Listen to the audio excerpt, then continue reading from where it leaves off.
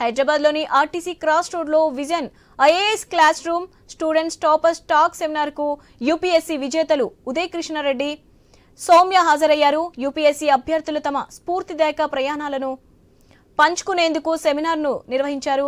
Police constable నుంచి IPS అధికారిగా తన ప్రయాణాన్ని ప్రారంభించిన ఉదయ్ కృష్ణారెడ్డి స్ఫూర్తిదాయకమన్నారు. ప్రకాశం జిల్లాకు చెందిన ఉదయ్ కృష్ణారెడ్డి జీవితం విషాదంతోనే మొదలైందన్నారు. చిన్న వయసులోనే తండ్రిదండ్రులను కోల్పోయాడు. అతను అనేక కష్టాలను ఎదుర్కొన్నాడని తెలిపారు. అయినప్పటికీ తన ఉజ్వలమైన భవిష్యత్తును తానే నిర్మించుకోవాలనే దృఢ నిశ్చయంతో ఉన్నాడని చెప్పారు.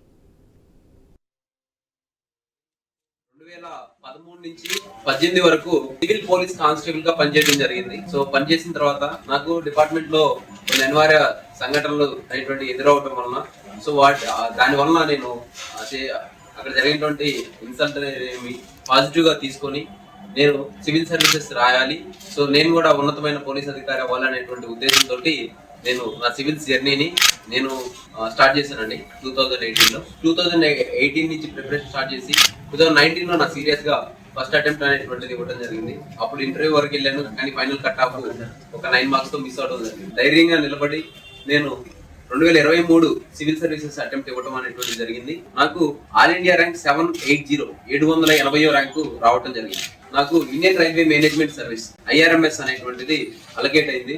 సో సర్వీస్ లో జాయిన్ అయ్యాను. 2024 సివిల్ సర్వీసెస్ ఎగ్జామ్ అనేటువంటిది రాయడం జరిగింది. ఫైనల్ రిజల్ట్స్ లో నాకు ఆల్ ఇండియా 350 ర్యాంకు రావడం జరిగింది. నేను ఏ లక్ష్యంతో అయితే సివిల్ సర్వీసెస్ ప్రిపరేషన్ స్టార్ట్ చేశానో ఆ లక్ష్యం అనేటువంటిది సిద్ధించబోతుంది. నేను